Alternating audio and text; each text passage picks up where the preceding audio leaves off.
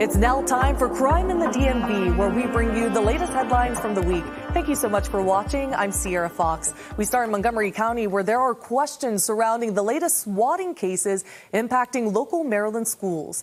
Fox 5's Bob Barnard has the details from outside Walt Whitman High School. Montgomery County police say there have been 150 of these swatting-type cases made to MCPS this school year. That's just like crazy. Nothing like this before. 2 more of them today. At Bethesda Elementary School, there was a lockdown briefly. Here at Walt Whitman High School, there was an evacuation that lasted about an hour. For the second day in a row, a public high school in Bethesda is disrupted by a threat. Here at Walt Whitman High School, students were evacuated for about an hour as Montgomery County police investigated a threat made against the school. Turned out to be nothing. Well, it's traumatic for the kids, but I think credit goes to the school and the Montgomery police for taking swift action, because we are living in times where we can't take chances with the safety of the kids, because that's what is paramount. It's a day after the Bethesda Chevy Chase High School community was subjected to an intensive police response and investigation. A call to the principal's office saying they were inside a bathroom, armed with a semi-automatic rifle, and threatening to blow up the school with pipe bombs. The principal of BCC is on the phone with somebody who claims to be in the school, secreted in a bathroom right now. Caller states that he has an AR-15 as well as pipe bombs packed into students' backpacks, possibly. The individual was saying that they were inside the building and they had specific information that led us to believe that they had interior information of what was happening at the time. And that was obviously very concerning. Commander Amy Daum is head of the Montgomery County Police Department's 2nd District, which includes Bethesda.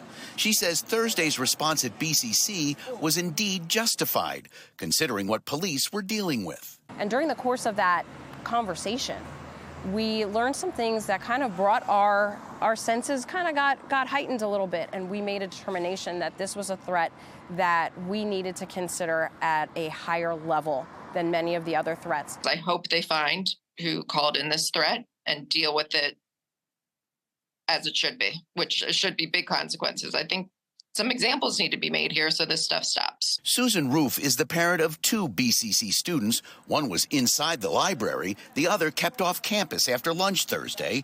Both stayed home today. Roof says she's also concerned about the incident at BCC on Monday. A student seen inside the school with a gun.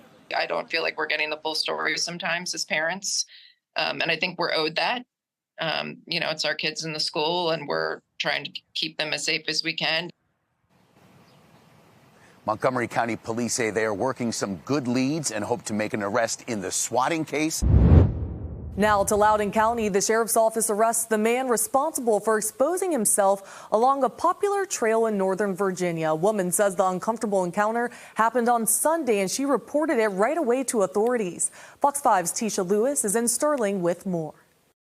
Hi there. So detectives say it was here along this trail, the Washington and Old Dominion Trail here in Sterling, that 30-year-old Herndon resident Brandon Lee Anthony exposed himself to a woman. That woman immediately getting away, contacting police. But meanwhile, residents who live just steps away from this trail tell Fox 5 they are concerned about their safety. Police reportedly found Anthony on the same trail and arrested him. We're told he's now charged with obscene sexual display. He was reportedly released on his own recognizance. In Virginia, an obscene sexual display charge is a Class 1 misdemeanor. The victim told investigators she was walking on the trail in Sterling when Anthony exposed himself. We spoke with residents in the area who have growing concerns about their safety. One resident even telling us she carries pepper spray while walking on the trail. Another resident saying she will not walk the trail alone. No, we don't feel safe across this, but what can we do? I mean, police officers, they should come and do something here, right? This is a very good neighborhood anyways. And we love our house. Actually, we don't want to move anywhere. We love this place. My kids, they play around here. But you guys don't walk the trail? I do sometimes, but not me. Alone, I don't go. We asked a Loudoun County Sheriff's Office if there could be more victims. A spokesperson tells us they do not know. Meanwhile, we're told anyone who may have seen Anthony or was approached by them, they're asked to call the Loudoun County Sheriff's Office. That number is 703-777-1021. In Spotsylvania County, an elementary school teacher is behind bars tonight after authorities say she had drugs in her classroom. Her husband is also facing charges. Fox 5's Homa Bash has the details. The sheriff's office tells me thankfully no students were harmed in this case, but that they've never seen a teacher arrested like this before.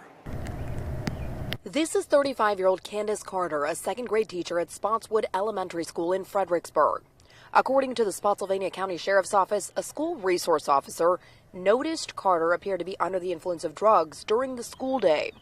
An investigation finding narcotics, a white powdery substance, inside her classroom. The discoveries didn't stop there. Carter's husband, Christopher, was found in a car in the school's parking lot, also under the influence of drugs that required medical attention. A 2-year-old child was in that car as well. The couple is facing several drug and child abuse and endangerment charges now. Authorities tell us no students were exposed, but they were evaluated just in case. The classroom was also professionally cleaned. I would really like to know what the school is going to put in place to make sure this doesn't happen again. One parent we spoke with asked not to be identified because she works in a school. When you hear something like this happening right in the neighborhood, right across the street from you, what goes through your head as a parent? Well, my first thought was, why don't we know that this happened? Second of all, my thought is, what kind of background checks are happening at the school? My third thought is, how was this discovered in the first place? I feel like we need more information. Well, we did reach out to the school districts ourselves for more information. We did not get a response. I did hear back from one school board member, Lisa Phelps. Let me read you a part of her statement. She says, I know there is a presence of drugs in our schools, adults and children alike. I have expressed my concerns publicly at school board meetings repeatedly. I believe the difference from when I attended school compared to present day is the presence of fentanyl. She adds that she's thankful no kids were directly impacted by the drugs in this case. And I do want to mention that I spoke to another parent here who didn't want to go on camera, but wanted to say that they love the teachers at this school. They're hopeful that one incident, one person doesn't ruin the reputation of the rest of the staff. In Montgomery County, 2 men shot, 1 killed in what police say was a dispute over drugs. It happened in a Centerville shopping center parking lot. Fox 5's Bob Barnard also explains this one. We're along Lee Highway here in Centerville, about 10 miles due south of Dulles Airport. I want to show you the scene here. There are 2 cars here under these tents. This is where there was the shooting at around 9:30 this morning, so 8.5 hours ago, still under investigation. But I want to show you off to the right here. You have Fairfax County Fire Department here with their ladder truck helping police take pictures of some bullet holes in windows in this shopping center. So you can't see that one there, but as we pan over to the right, there's one of the bullet holes. Police say there were 2 men here. They say it was some kind of a drug deal gone bad. As you're looking at that bullet hole, I now want to show you video from Skyfox drone above the scene here this morning. This is a shopping center that has a Dunkin' Donuts on one end, a vape shop on another. The 2 men exchanging gunfire. One was killed right here on the scene. The other, as far as we know, is still alive, was taken to the hospital in not grave condition, but with life-threatening injuries, we're told. 2 guns were recovered here. The 2 cars you just saw, part of the scene here. Here now is Captain Kent Bailey with Fairfax County Police. Preliminarily, detectives have discovered that this could possibly be a illegal narcotics transaction. In doing so, our officers and detectives will remain on the scene and in the area while they continue to investigate to determine the facts and circumstances of the events that unfolded this morning. Imagine that, just standing in there getting Dunkin' Donuts and you hear pop, pop, pop. It's crazy. If it is about drugs, like vape stores could start selling legal recreational weed, stuff like this wouldn't happen. People would just come to the vape store. But unfortunately, someone has to die for them to learn. I guess that's what they're saying, is that it was 2 guys arguing over, I don't know. I don't know if they were arguing over it or one guy didn't want to pay and the other guy didn't have the right drugs. Who knows? Drugs are crazy. Now, Fairfax County Police say they believe both men were armed and shot at each other. Again, 2 guns have been recovered. There were, what police are telling us, were family members here, not only talking to investigators, but consoling each other. And lastly, guys, Fairfax County Police say there's really no ongoing threat to the community, that this was a situation involving 2 people.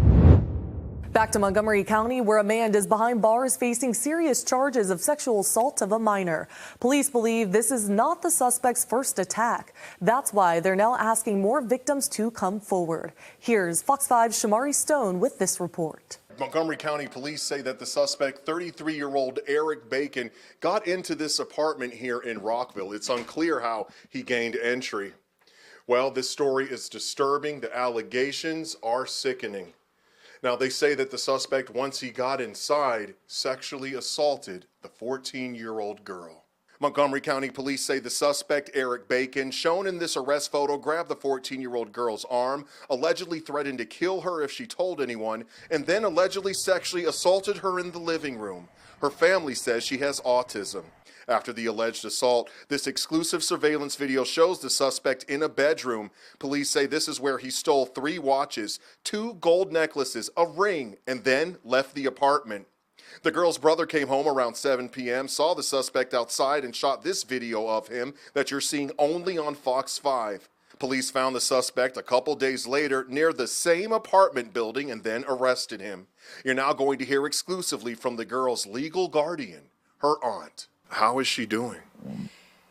Not good right now. Still unable to sleep by herself. Someone has to be there all the time and just afraid of everything. And how are you feeling tonight? Angry, honestly, angry. I don't understand. Any idea how the suspect got into your apartment? No clue at all.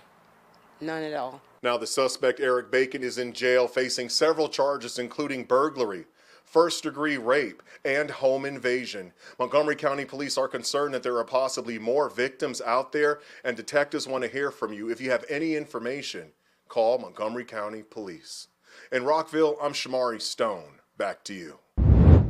Well, that does it for this week's Crime in the DMV. Make sure you tune in next week to stay ahead with Fox 5 right here on Fox Local as we continue to bring you the latest updates.